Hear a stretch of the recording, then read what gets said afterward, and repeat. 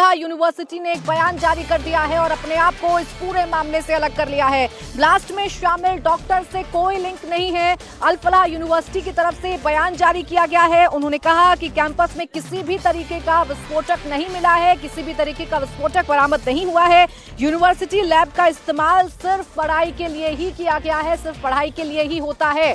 तो अल फलाह यूनिवर्सिटी जो अड्डा बनी हुई थी आतंकियों का, जहां से डॉक्टर शाहीन और मुजम्मिल का कनेक्शन है, उस यूनिवर्सिटी ने अब बयान जारी कर दिया है और कहा कि कोई भी लिंक नहीं है इस घटना से अल फलाह यूनिवर्सिटी का, क्योंकि कैंपस से कोई भी विस्फोटक नहीं मिला है। और जिस लैब की चर्चा सबसे ज्यादा हो रही है, उस लैब को लेकर भी बयान जारी कर दिया है अल फलाह यूनिवर्सिटी ने और कहा कि लैब का इस्तेमाल सिर्फ पढ़ाई के लिए किया जाता था, सिर्फ यहाँ पर पढ़ाया जाता था स्टूडेंट्स को, किसी और मकसद से लैब का इस्तेमाल नहीं किया जाता था। आपको जानकारी दे दें, अल फलाह यूनिवर्सिटी में लगातार छापेमारी चल रही है। डॉक्टर मुजम्मिल और शाहीन के संपर्क में आए लोगों से, कोलीग से, स्टूडेंट से लगातार पूछताछ की जा रही है। लैब टेक्नीशियन से लगातार पूछताछ की गई है और अब जो खबर मिल रही है उसके मुताबिक अल फलाह यूनिवर्सिटी ने एक बयान जारी कर दिया है और इस बयान के जरिए बताया गया है कि हमारा इससे कोई भी लिंक नहीं है। यूनिवर्सिटी के अंदर की एक्सक्लूसिव तस्वीरें इस वक्त हम आपको दिखा रहे हैं। पहली बार कैमरे पर यूनिवर्सिटी की तस्वीरें आप देख रहे हैं। तस्वीर इस वक्त आपके सामने है, इंडिया टीवी की स्क्रीन पर आप देख रहे हैं। ये वही अल फलाह यूनिवर्सिटी है जो कि सेंटर पॉइंट बन गया डॉक्टर शाहीन और डॉक्टर मुजम्मिल जैसे लोगों के लिए, और यहीं पर बड़ी आसानी से पूरी प्लानिंग की जा रही थी। विस्फोटक को इकट्ठा किया जा रहा था, बाकायदा कमरा लेकर यहाँ रह रहे थे, लैब का इस्तेमाल किया जा रहा था। और ये तस्वीर जो इस वक्त आप देख रहे हैं, एक्सक्लूसिव तस्वीर हम आपको दिखा रहे हैं और ये तस्वीर है अल फलाह यूनिवर्सिटी के अंदर की। पहली बार ये तस्वीर सामने आई है अल फलाह यूनिवर्सिटी की, जहां से डॉक्टर मुजम्मिल, डॉक्टर शाहीन का कनेक्शन है और वहां पर तकरीबन 50 से ज्यादा लोगों से अभी तक पूछताछ की जा चुकी है। कुमार सोनू मेरे सहयोगी हमारे साथ लगातार बने हुए हैं। कुमार, वो यूनिवर्सिटी जो सेंटर बनी हुई थी, वो यूनिवर्सिटी जहां लगातार छापेमारी चल रही है, वो अब ये कह रही है कि हमारा इस घटना से कोई लिंक नहीं, कोई विस्फोटक कैंपस के अंदर से बरामद नहीं हुआ है। देखिए, बिल्कुल अब 2 दिन बाद, ब्लास्ट के 2 दिन बाद जो है ये अल फलाह यूनिवर्सिटी का बयान सामने आया है, जिसमें वीसी की तरफ से यानी वाइस चांसलर हैं जो, उनकी तरफ से ये पूरा बयान जो है जारी किया गया है, मीडिया को दिया गया है, जिसमें कहा गया है कि अल फलाह यूनिवर्सिटी का इस पूरे मामले से कोई लेना देना नहीं है, ना ही अल फलाह यूनिवर्सिटी की किसी तरह की फैसिलिटीज़ का, ना ही उसके कैंपस का इस्तेमाल जो है इस तरह के विस्फोटक को अंदर जो है स्टोर करके रखने के लिए या उसे हैंडल रखने के लिए जो है किया गया। किसी भी तरह से जो है इस्तेमाल जो है कैंपस का नहीं हुआ है। इसके साथ साथ अल फलाह यूनिवर्सिटी ने कहा है कि वो एक रेपुटेड यूनिवर्सिटी है और एमबीबीएस के डॉक्टर्स, एमबीबीएस के जो छात्र हैं उनको यहाँ पढ़ाया जाता है और किसी भी गलत जो खबर है उस पर कोई भी ध्यान ना दे और ऑफिशियल चैनल से जो है बात करें ताकि सारी चीज़ें बिल्कुल साफ हो। लेकिन 2 दिन बाद ये स्टेटमेंट आया। इससे पहले जो है लगातार जो फरीदाबाद टेरर मॉड्यूल था उसको लेकर जो है रेड चल रही थी, लेकिन जब उस दौरान जो है किसी भी तरह का स्टेटमेंट जो है फरीदाबाद की अल फलाह यूनिवर्सिटी की तरफ से नहीं आया। ऐसे में अब जब दिल्ली में ब्लास्ट हुआ 2 दिन पहले यानी 10 तारीख की शाम को, और उसके बाद अब 2 दिन बाद जो है अल फलाह यूनिवर्सिटी की तरफ से बयान जारी किया है। जो वाइस चांसलर हैं वहां की, उनकी तरफ से बयान दिया गया है जिसमें साफ तौर पर कहा गया है कि कैंपस की किसी फैसिलिटी का, किसी एरिया का या कैंपस के प्रेमाइसिस का इस्तेमाल जो है विस्फोटक को रखने के लिए नहीं किया गया है। जी बिल्कुल, 2 दिन से केंद्र में अल फलाह यूनिवर्सिटी ही है, वहीं पर लगातार छापेमारी की जा रही है। डॉक्टर मुजम्मिल और डॉक्टर शाहीन के बारे में पता लगाने की कोशिश की जा रही है और 2 दिन बाद ये यूनिवर्सिटी कहती है कि हमारा इससे कोई भी लिंक नहीं है। इस बीच एक और बड़ी खबर दिल्ली ब्लास्ट से जुड़ी हुई इस वक्त सामने आ रही है। जानकारी ये मिल रही है कि डॉक्टर उमर की मां का डीएनए सैंपल जो है वो जांच के लिए एम्स की फॉरेंसिक लैब भेज दिया गया है। शक ये है कि डॉक्टर उमर ब्लास्ट के वक्त कार में मौजूद था और अब ये पता लगाने की कोशिश की जा रही है कि क्या वो ब्लास्ट में मारा जा चुका है या फिर जिंदा है। इसके लिए धमाके में मारे गए लोगों का डीएनए टेस्ट कराया जा रहा है। इसके लिए उमर की मां का सैंपल लिया गया है। अब डीएनए टेस्ट से सच्चाई सामने आएगी। वो शख्स जो कि मास्क लगाए हुए गाड़ी में बैठा हुआ नजर आया, वो शख्स जो कि पार्किंग में 3 घंटे बैठा रहा, क्या वो वाकई इस ब्लास्ट में मारा गया है, ये पता लगाने की कोशिश है। सोनू, डिटेल यही मिल रही है कि उमर कहाँ है, उमर क्या मारा गया, उमर का डीएनए क्या मैच होता है, इसी के इर्द गिर्द पूरी जांच जो है वो घूमती हुई नजर आ रही है। सोनू,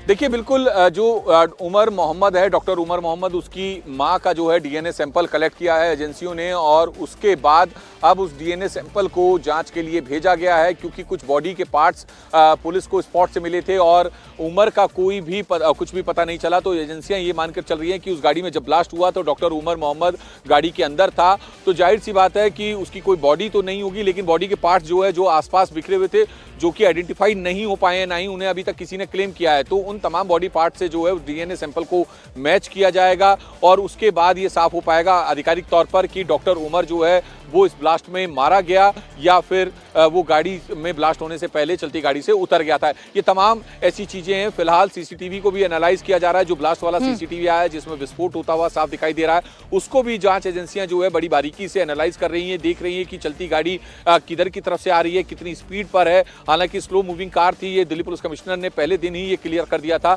तो ऐसे में जो गाड़ी में ब्लास्ट हुआ, तो गाड़ी में ब्लास्ट होने से पहले क्या डॉक्टर उमर मोहम्मद उतर गया था या ब्लास्ट के दौरान वो गाड़ी में ही मौजूद था, ये तमाम सवाल हैं जिनके तलाश की जा रही है। साथ ही साथ डीएनए सैंपल जो है जांच के लिए भेजा गया है। तमाम बॉडी पार्ट्स जो मिले हैं ब्लास्ट वाली साइड से जो आसपास बिखरे हुए थे, उनके डीएनए सैंपल लिए जा रहे हैं ताकि उनके साथ जो है उसकी मां, डॉक्टर उमर मोहम्मद की मां के डीएनए सैंपल से मैच किया जाए ताकि ये क्लियर हो सके कि उमर मोहम्मद जो है मारा गया या फिर वो पहले ही ब्लास्ट होने से पहले गाड़ी से उतर गया था। जी बिल्कुल ठीक है। प्राथमिकता यही है कि डॉक्टर उमर मारा गया है, क्या वो फिदायीन हमला करने के लिए आया था, क्या वो कार में मौजूद था जिस वक्त विस्फोट हुआ, या फिर वो कार से भाग निकलने में कामयाब हुआ है, और ये पता तभी चलेगा जब डीएनए सैंपल का मैच जो है वो करवाया जाएगा। इस बीच एक और बड़ी खबर मिल रही है दिल्ली ब्लास्ट से जुड़ी हुई, क्योंकि इस मामले में लगातार गिरफ्तारियां हो रही हैं और अब एक गिरफ्तारी महाराष्ट्र के ठाणे से की गई है। बड़ी खबर आपको बता रहे हैं, महाराष्ट्र के ठाणे से एक गिरफ्तारी इस मामले में हुई है। महाराष्ट्र एटीएस ने ठाणे से इब्राहिम नाम के शख्स को अरेस्ट किया है। इब्राहिम नाम के शख्स की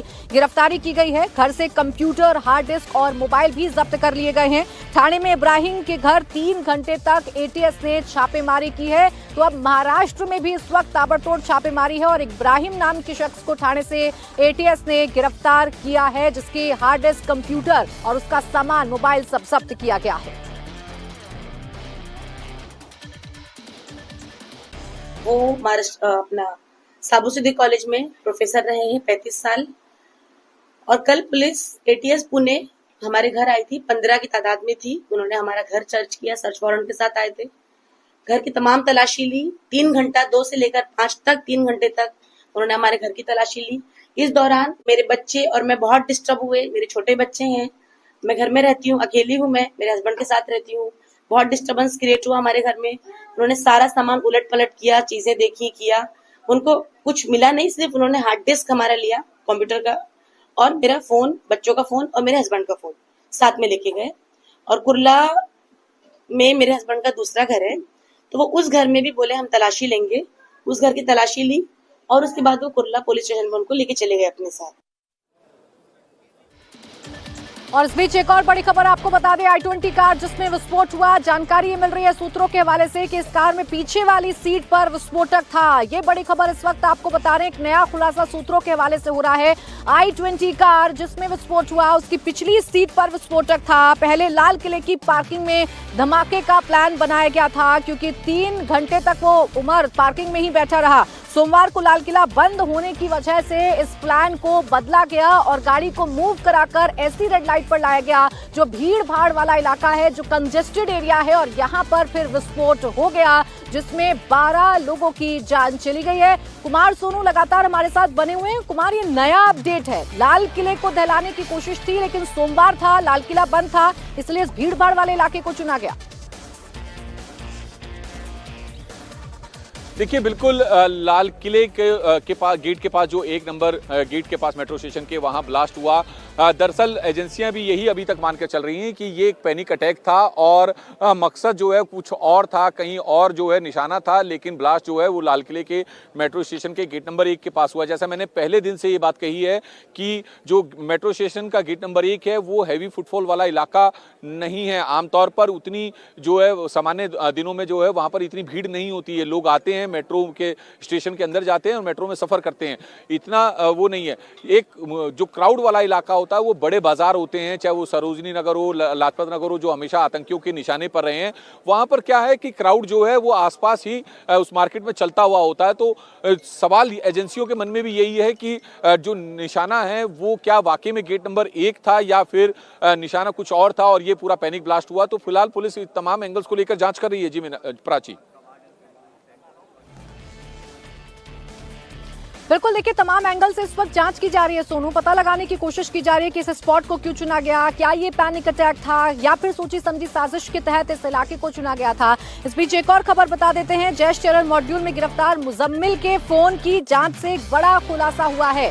जी हां, जांच एजेंसियां लगातार मुजम्मिल से जुड़े हुए जितने भी दस्तावेज हैं, उसके पास जितने भी मोबाइल हैं या हार्ड ड्राइव हैं, उनसे लगातार पता लगाने की कोशिश कर रही है। जांच एजेंसियों को पता चला है कि वो इस साल कई बार दिल्ली आया था, मुजम्मिल कई बार दिल्ली आया था, ये जांच एजेंसियों को अभी तक की जांच में पता चला है। उसके फोन से जांच एजेंसियों को दिल्ली की कुछ जगहों की तस्वीरें भी मिली हैं, कैसे बाकायदा रेकी की गई है ये अब धीरे धीरे करके समझ में आ रहा है। एजेंसियां ये मानकर चल रही हैं कि उसका दिल्ली आना उसकी प्लानिंग का हिस्सा था। अब ये पता किया जा रहा है कि वो दिल्ली में किससे मिला और उसने क्या क्या किया, किन किन जगहों पर गया, कहां कहां जाकर रेकी की है, कौन उसके संपर्क में था, उसके मददगार कौन थे, सब कुछ इस वक्त पता लगाने की कोशिश की जा रही है। लेकिन बड़ा खुलासा ये है कि मुजम्मिल कई बार धमाके से पहले दिल्ली आया था, दिल्ली की कई जगहों पर गया था, उसके फोन से कई फोटोग्राफ्स भी मिले हैं। अब ये पता लगाने की कोशिश की जा रही है कि जब मुजम्मिल दिल्ली आया था तो वो किस किस के संपर्क में था, किस किस से उसने मुलाकात की थी, वो कहां कहां पर गया था। तो ये इस वक्त बड़ी खबर आपको बता रहे हैं। मुजम्मिल के फोन में कई व्हाट्सएप ग्रुप भी मिले हैं। एक और बड़ी जानकारी आपको दे दें, डॉक्टर मुजम्मिल के फोन में कई व्हाट्सएप ग्रुप भी मिले हैं। मुजम्मिल के अरेस्ट के बाद ग्रुप से कई लोग बाहर भी हो गए। व्हाट्सएप ग्रुप में कई संदिग्ध हो सकते हैं, ऐसा शक जांच एजेंसियों को है। इसलिए व्हाट्सएप ग्रुप में जितने भी मेंबर्स हैं उनके बारे में भी सटीक जानकारी जुटाने की कोशिश की जा रही है, क्योंकि यहाँ संदिग्ध बात यह है कि जैसे ही डॉक्टर मुजम्मिल गिरफ्तार होता है वैसे ही इस व्हाट्सएप ग्रुप से कई मेंबर एग्जिट हो जाते हैं। कुमार, अब डॉक्टर मुजम्मिल दिल्ली आया तो किस किस से मिला, उसके व्हाट्सएप ग्रुप में कौन कौन लोग शामिल थे, यही प्राथमिकता है ताकि पता लगाया जाए कि पूरा नेक्सस आखिर कंट्रोल कैसे हो रहा था और कौन कौन इनके मददगार थे। देखिए बिल्कुल, ये कई व्हाट्सएप ग्रुप ही नहीं बल्कि कुछ टेलीग्राम चैनल के साथ भी, टेलीग्राम ग्रुप से भी जो है जुड़े हुए थे और उसमें कौन कौन लोग थे इसको पूरा जो है इसी की जानकारी के लिए डॉक्टर मुजम्मिल के का जो मोबाइल फ़ोन है, डॉक्टर शाहीन शाहिदा का या फिर डॉक्टर आदिल का, ये पूरे मोबाइल फ़ोन जो उनके लैपटॉप हैं या फिर जो दूसरे इलेक्ट्रॉनिक डिवाइस हैं, उनको जो है इस वक्त जाँच एजेंसियाँ जो है पूरा स्कैन करने में लगी हुई है ताकि चीज़ें क्लियर हो सके। कई बार ऐसा भी होता है कि ऐसे में जो ये जो आतंकी संगठन से जुड़े लोग होते हैं, खासतौर पर ये बात करने के बाद जो है अपनी चैट्स को डिलीट कर देते हैं, तो उन डिलीट चैट्स को भी जो है रिट्रीव किया जा रहा है ताकि इससे क्लियर हो सके कि किसी और से क्या क्या बात हुई, जो चैट है वो डिलीट क्यों की गई, उन चैट्स में क्या क्या बातचीत हुई। इन तमाम एंगल्स को लेकर जो है इन्वेस्टिगेशन की जा रही है। तमाम जो इलेक्ट्रॉनिक जो डिवाइस हैं जो पुलिस ने रिकवर की हैं, चाहे वो मोबाइल फ़ोन हो, लैपटॉप हो या फिर दूसरे इक्विपमेंट हैं, उनको अब जो है स्कैन किया जा रहा है। उसके बाद ही जो है तस्वीर साफ हो पाएगी। मीनाक्षी जी बिल्कुल ठीक है, आप जैसा बता रहे हैं कुमार, लगातार अब डॉक्टर मुजम्मिल से जुड़े हुए लोगों को से भी पूछताछ की जाएगी। और एक और बड़ी खबर इस जांच से जुड़ी हुई बता देते हैं, एनआईए ने अपनी जांच तेज कर दी है। बड़ी खबर यह है कि एनआईए फरीदाबाद के हाफिज इश्तियाक से पूछताछ कर रही है। जम्मू कश्मीर पुलिस इश्तियाक को श्रीनगर लेकर गई है, जहां उससे डिटेल में पूछताछ की जाएगी। दरअसल इश्तियाक का घर डॉक्टर मुजम्मिल ने किराए पर लिया था और इसी किराए के घर से 2500 किलो विस्फोटक बरामद किया गया था। पुलिस ने इश्तियाक के घर से 2500 किलो से ज्यादा अमोनियम नाइट्रेट, पोटेशियम क्लोरेट और सल्फर बरामद किया था। इसलिए डॉक्टर इश्तियाक से भी इस वक्त जो है वो पूछताछ की जा रही है, उससे भी पता लगाने की कोशिश की जा रही है। मौलवी के किराए के घर में विस्फोटक डॉक्टर मुजम्मिल ने रखा था। मुजम्मिल का करीबी डॉक्टर उमर है जो लाल किले के बाहर विस्फोटक से लदी कार में मौजूद था। अब इस पूरी साजिश में कौन कौन है, कड़ी दर कड़ी जोड़ी जा रही है। तो अल फलाह यूनिवर्सिटी सेंटर इसका दिखाई दे रहा है। अब तक यूनिवर्सिटी के अंदर 3 डॉक्टर अरेस्ट किए जा चुके हैं, 6 को हिरासत में लिया जा चुका है, 52 से ज्यादा लोगों से पूछताछ की गई है। तो इस वक्त एक और बड़ी खबर आपको बता दें, अल फलाह यूनिवर्सिटी उमर पर बड़ा खुलासा हुआ है। डॉक्टर उमर 7 साल से हॉस्पिटल में था। ये इस वक्त की बड़ी खबर आपको बता देते हैं। डॉक्टर उमर 7 साल से हॉस्पिटल में था। डॉक्टर मुजम्मिल 5 साल से अल फलाह से जुड़ा हुआ था। तो ये इस वक्त की बड़ी खबर आपको बता रहे हैं। अल फलाह यूनिवर्सिटी से जुड़ा हुआ ये खुलासा, जो डॉक्टर उमर है, जो गाड़ी में मौजूद था, जो विस्फोटक से भरी गाड़ी में मौजूद था, वो 7 साल से हॉस्पिटल में था और डॉक्टर मुजम्मिल 5 साल से अल फलाह से जुड़ा हुआ था। तो ये इस वक्त की बड़ी खबर। वो अल फलाह यूनिवर्सिटी जो अपने आप को इस पूरे मामले से अलग कर चुकी है, वो अल फलाह यूनिवर्सिटी जो ये बता चुकी है कि हमारा इससे कोई लिंक नहीं है। 2 दिनों से वहां लगातार छापेमारी की जा रही है। अब कैसे तार जुड़ रहे हैं ये लगातार सामने आ रहा है। अनामिका मेरी सहयोगी इस वक्त हमारे साथ जुड़ गई हैं, सीधा उन्हीं के पास चल लेते हैं। अनामिका, आप तो यूनिवर्सिटी के अंदर गई, आपने तो वहां देखा कि इस यूनिवर्सिटी को क्यों संदिग्ध माना जा रहा है और कैसे इसके तार एक एक करके इस ब्लास्ट से जुड़ते जा रहे हैं। क्या अपडेट आपके पास है अनामिका? बिल्कुल, जो अल फलाह यूनिवर्सिटी है वो एपिसेंटर है इस वाइट कॉलर टेररिज्म का। एक जो मॉड्यूल यहाँ से चलाया जा रहा था, और हम आपको बता दें कि मैं हॉस्पिटल के अंदर गई। ये एक प्राइवेट हॉस्पिटल है, लेकिन यहाँ पे इलाज फ्री में किया जाता है। पिनाज, जब मैं हॉस्पिटल के अंदर गई तो मैंने एक पर्चा बनवाया और इसमें आप देखिए कि कई टेस्ट लिखे गए। डॉक्टर से भी मैंने कंसल्ट किया और बाकायदा एक एक्सरे करवाया, लेकिन ये इस एक्सरे के और इस कंसल्टेशन के, इस टेस्ट के मुझसे कोई पैसे नहीं लिए गए। बताया जा रहा है कि इस हॉस्पिटल में कोई भी एक भी स्पेशलिस्ट डॉक्टर नहीं है, यानी कार्डियोलॉजी का कोई डॉक्टर नहीं है, न्यूरोलॉजी का कोई डॉक्टर नहीं है। केवल खांसी जुकाम के लिए यहाँ पे लोग आते हैं और उनका हल्का फुल्का ब्लड टेस्ट कर दिया जाता है, इसी तरीके से एक्सरे कर दिया जाता है। हालांकि मैं गई थी ये कह के कि मुझे एसिडिटी की इशू है, लेकिन उन्होंने डॉक्टर ने मेरा एक्सरे कर दिया। तो इससे डॉक्टर्स की जो है वो उन पे भी ये जाता है कि किस तरीके का इलाज यहाँ पे हो रहा है। बता दें कि जो इस हॉस्पिटल का मालिक है वो भी अब NIA की जांच के घेरे में है। जावेद अहमद सिद्दीकी का ये हॉस्पिटल है और ये बताया जा रहा है कि जब हॉस्पिटल की शुरुआत हुई थी तो 12 कश्मीरी डॉक्टर्स की टीम के साथ हुई थी, और अभी फिलहाल इस हॉस्पिटल में स्टूडेंट्स और स्टाफ और डॉक्टर को मिला के 250 लोग हैं जो कश्मीर से आते हैं। और अब इन सभी लोगों से NIA की टीम जांच कर रही है, इनसे पूछताछ कर रही है। एक डॉक्टर निसार हैं जिनकी बेटी को हिरासत में लिया गया है, जिससे पूछताछ की जा रही है। और बताया जा रहा है कि डॉक्टर उमर और डॉक्टर मुजम्मिल के साथ अक्सर ये डॉक्टर की जो बेटी है वो देखी जाती थी। बाकायदा जो शाहीन गिरफ्तार हुई है, शाहीन के साथ रहती थी, और ये भी एक कश्मीरी स्टूडेंट है। ये बताया जा रहा है कि जो हॉस्पिटल है इसके प्रिंसिपल को भी 1 साल पहले बदला गया है। इस हॉस्पिटल का पहले जो इसके प्रिंसिपल थे वो रिटायर्ड आर्मी के एक ऑफिसर थे, लेकिन इसके बाद इस हॉस्पिटल के जो प्रिंसिपल है उनको बदल दिया गया और अब इस हॉस्पिटल की जो प्रिंसिपल है वो भूपेंद्र कौर आनंद है। और फिलहाल उनसे भी पूछताछ की जा रही है कि उनको इस वाइट कॉलर मॉड्यूल के बारे में क्या पता है, कैसे उनकी नाक के नीचे इतना बड़ा एक डॉक्टर्स का मॉड्यूल चलता रहा, डॉक्टर्स ने अपना ग्रुप बना लिया और उनको इसकी भनक कैसे नहीं लगी। तो हॉस्पिटल के मालिक से लेके हॉस्पिटल के प्रिंसिपल और स्टूडेंट्स अब जांच की घेरे में हैं। और फिलहाल हम आपको ये तस्वीरें दिखा दें हॉस्पिटल के बाहर की कि अभी भी हॉस्पिटल के अंदर जो मरीज़ हैं उन्हें तो जाने दिया जा रहा है, लेकिन जो मेडिकल कॉलेज है वहाँ पे NIA की टीम है जिन्होंने कुछ स्टूडेंट्स को एक बिल्डिंग में रखा है जिनसे लगातार पूछताछ की जा रही है। और आधे वो स्टूडेंट्स हैं जिन्हें अक्सर डॉक्टर उमर और डॉक्टर मुजम्मिल पैसे की मदद किया करते थे। हम आपको ये बता दें कि जो यहाँ पे डॉक्टर्स हैं, रेजिडेंट डॉक्टर्स हैं, उनकी भी जो सैलरी है वो बहुत ज़्यादा नहीं है। डॉक्टर्स की हालत भी यहाँ पे काफ़ी खस्ता है। डॉक्टर्स को 30 से 40 हज़ार रुपये जो नॉर्मल रेजिडेंट डॉक्टर हैं उन्हें 30 से 40 हज़ार रुपये की ही तनख्वाह यहाँ पे दी जाती है। इसमें हम आपको एक और जानकारी दे दें कि जो जो डॉक्टर मुजम्मिल हैं वो 5 साल से जो है वो इमरजेंसी में पेशेंट्स को देखते थे, और जो डॉक्टर उमर है वो कभी कभी जो मेडिकल कॉलेज में जाके बच्चों के साथ क्लास भी लेते थे। लेकिन एक बहुत अलग मानसिकता उनकी दिखाई देती थी।